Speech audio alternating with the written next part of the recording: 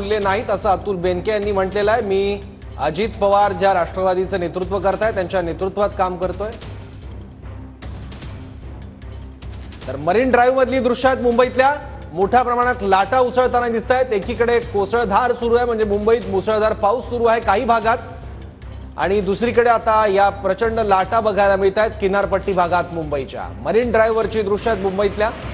लाटांचा जोर आपण बघतोय।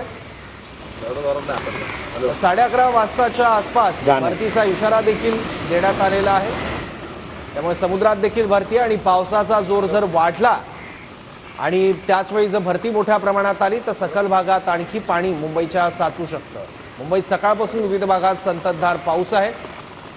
काही वेळापूर्वी पावसाचा जोर काहीसा कमी झालेला आहे, पण जर पावसाचा जोर आणखी वाढला आणि भरती देखील आली तर सखल भागातलं पाणी वाहून जाण्यास अडथळे निर्माण होऊ शकतात आणि सखल भागातलं पाणी आणखी वाढून वाहतुकीवर मुंबईतला त्याचा थेट परिणाम होऊ शकतो। 4.25 मीटर उंचीच्या लाटा उसळण्याचा अंदाज आहे।